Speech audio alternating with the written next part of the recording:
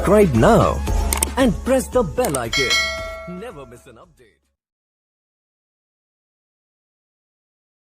Hello दोस्तों, स्वागत है आप सबका स्टॉक रिसर्च यूट्यूब चैनल में। दोस्तों आज हम बात करने वाले बेस्ट एग्रो लाइफ लिमिटेड के बारे में, जिसके ऊपर काफ़ी सारे रिटेल इन्वेस्टर जो है फंस चुके हैं। ओके, एंड अब वो क्या करें उनको समझ में नहीं आ रहा, क्योंकि शेयर देखे तो शेयर 2022 में लगभग 1650 के आसपास इसने ऑल टाइम हाई बनाया था।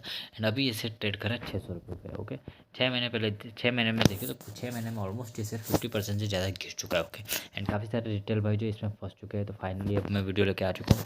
अगर आप चैनल पर नए हो तो प्लीज़ चैनल को सब्सक्राइब कर दीजिए, जिससे हम मोटिवेट होते रहे एंड आपके लिए अच्छा कंटेंट डिलीवर करते रहे। ओके, तो चलो बेस्ट एग्रो लाइफ में गिरावट क्यों हो रही है किस उसके बारे में बात करते हैं। तो देखिए कुछ 2-3 रीज़न है जिसकी वजह से इसके अंदर गिरावट हो रही है। पहले तो हम बात कर लेते हैं इसके दिसंबर क्वार्टर के रिजल्ट के बारे में। तो दोस्तों दिसंबर क्वार्टर का रिजल्ट देखें तो सितंबर क्वार्टर में इनकी सेल्स थी 811 करोड़ और दिसंबर क्वार्टर में इसकी सेल हो गई 314 करोड़। 61% की गिरावट दिखाई दे रही है सेल्स में।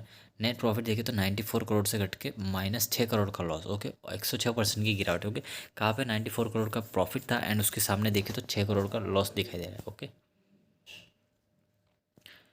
ऑपरेटिंग प्रॉफिट मार्जिन देखें तो 17% से घट के 6% से भी नीचे आ चुका होगा। ऑपरेटिंग प्रॉफिट मार्जिन में भी ज़बरदस्त गिरावट दिखाई दे रही है। ईयर ऑन ईयर बेसिस पे देखे, यानी कि दिसंबर 2022 और दिसंबर 2023 को अगर हम कंपेयर करें तो नेट सेल्स देखें 327 करोड़ थे दिसंबर को 2022 में, और जो घट के 4% घट के 314 करोड़ हो चुकी। नेट प्रॉफिट था पहले 30 करोड़ का, जिसकी जगह पे अब 6 करोड़ का लॉस है।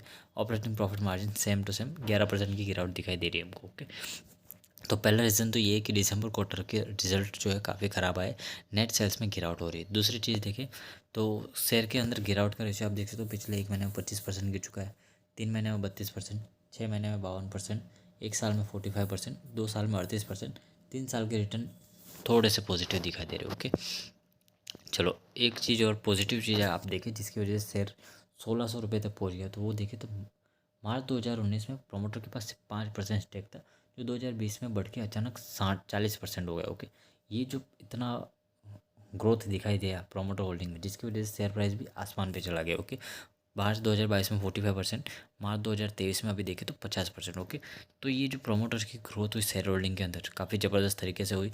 एफ देखें तो पहले 000 थे एंड उसके बाद मार्च 2020 में एफ की होल्डिंग भी 14% थी। अभी फिलहाल एफ ने भी कम किया। ओके, तो देखिए मार्च क्वार्टर एंड दिसंबर क्वार्टर में लगभग 3% जितना एफ ने अपनी होल्डिंग कम की एंड डी ने भी 0.5% यहाँ पे कम किया हुआ है। ओके, ठीक है, अगर share holding pattern quarter on quarter basis पे देखें तो क्वार्टर ऑन क्वार्टर बेसिस पे एफ जो है धीरे धीरे होल्डिंग कम करते जा रहे हैं। ओके, पिछले 4 क्वार्टर से एफ यहाँ पे बेच के निकल रहे हैं एंड डी की होल्डिंग में भी कुछ खास चेंज नहीं है and promoter holding same to same 50.10% यहाँ पे पिछले 1 साल में कोई चेंज नहीं हुआ। ओके, डी एफ जो है यहाँ पे थोड़ा बहुत माल बेच के निकल रहे, तो ये भी एक नेगेटिव साइन होता है एफ अगर माल बेच के निकल रहे।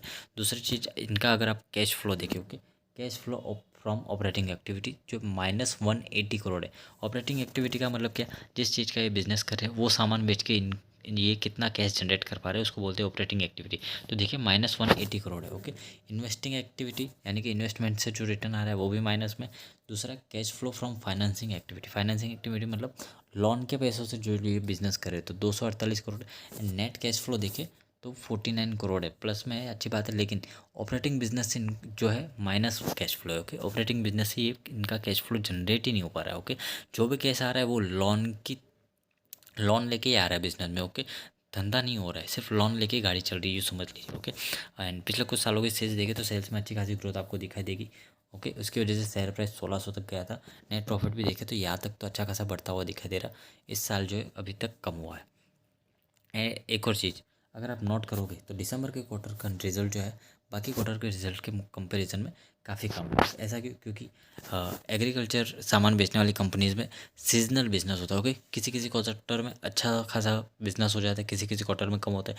बाकी सारे देखें तो जून में एंड सितंबर में देखें पहले कम था, फिर यहाँ पे देखिए जून और सितंबर में अच्छा खासा रिजल्ट दिखाई दे रहा है। यहाँ पे भी जून एंड सितंबर में काफ़ी अच्छा बिजनेस दिखाई दे रहा है। ओके, दिसंबर के क्वार्टर में इनकी सेल्स में गिरावट होती है, ये चीज़ मार्केट को पहले ही पता होनी होती है। ठीक है, तो जब तक रिटेल ट्रेडर्स को पता चलता है उससे पहले तो काफ़ी लोग प्रॉफिट बुक करके निकल जाते हैं या अपनी पोजीशन स्क्वायर ऑफ कर देते हैं। ओके, तो आप देख सकते हो, नोट कर सकते हो दिसंबर क्वार्टर में जो कंपनी की सेल्स में उस तरह की ग्रोथ दिखाई नहीं देगी। बाकी सारे क्वार्टर्स में देखें तो अच्छी खासी ग्रोथ दिखाई दे रही है दिसंबर के क्वार्टर को छोड़ के। ओके, एंड उसके अलावा एक और बात है जो है, आप प्रॉफिट पे देखिए तो प्रॉफिट किस तरह से एकदम फ्लेक्सिबल नहीं है। ओके, यहाँ पे 30 करोड़ का हुआ, फिर 8 करोड़ का लॉस, फिर 90 करोड़ का प्रॉफिट, फिर 94 का प्रॉफिट, एंड अभी 6 करोड़ का लॉस। ओके, प्रॉफिट में भी स्टेबिलिटी नहीं दिखाई दे रही है। और तो और अगर आप इनका ऑपरेटिंग प्रॉफिट मार्जिन देखें तो यहाँ पे देखिए जून में 130% था, फिर 144% हुआ, एंड अब 18% हो चुका। ओके ओके, कोई भी स्टेबिलिटी यहाँ पे दिखाई नहीं दे रही। ओके, कभी 32%, कभी 182%, कुछ भी यहाँ पे अच्छा दिखाई नहीं दे रहा, एकदम स्टेबल इनकम जो होनी चाहिए। फिर भी एक पॉजिटिव चीज़ है कि स्टॉक का पेज अभी भी 8 है, जो कि पेयर कंपनीज के कंपैरिजन में काफ़ी कम है। ओके, रिटर्न ऑन इक्विटी काफ़ी बढ़िया है, रिटर्न ऑन कैपिटल एम्प्लॉय भी काफ़ी बढ़िया है, नंबर ऑफ इक्विटी शेयर्स कम है, तो इसके अंदर कभी भी पंप एंड जंप हो सकता है, ध्यान रखिएगा। 52वीं हाई एंड लो आप यहाँ पे देख सकते हो, अभी फिलहाल 52वीं लो के पास ही ट्रेड कर रहा है। डिविडेंड भी आधे % की, तो अभी का जो वैल्यूएशन है उस हिसाब से शेयर जो एकदम फेयर वैल्यू पे आप कह सकते हो। लेकिन अभी भी इसके अंदर थोड़ा सा आपको ध्यान रखने की ज़रूरत है, क्यों अगर आपने 1000 रुपीज़ के ऊपर या 800 पे ले रखा है तो अभी फ़िलहाल आप एवरेज ना करें। ओके, क्योंकि एक ही शेयर में ज़्यादा पैसे इन्वेस्ट करने से अच्छा आप किसी और शेयर में इन्वेस्ट करें, वहाँ से उतना रिटर्न आप जनरेट कर लेंगे जितना या फिर लॉस हो रहा है। तो एक ही शेयर में सारे पैसे नहीं डालने चाहिए। ओके, तो फिलहाल के लिए आप इसको होल्ड कीजिए, कुछ दिनों के लिए भूल जाइए, जब तक कंपनी में अच्छी न्यूज़ नहीं आती, जब तक टेक्निकली ये शेयर स्ट्रांग नहीं होता है, तब तक के लिए आप इसके अंदर कोई भी एक्शन ना ले। ओके, एंड वीडियो पसंद आए लाइक कर दीजिए, चैनल पे पहली बार प्लीज़ सब्सक्राइब कर दीजिए।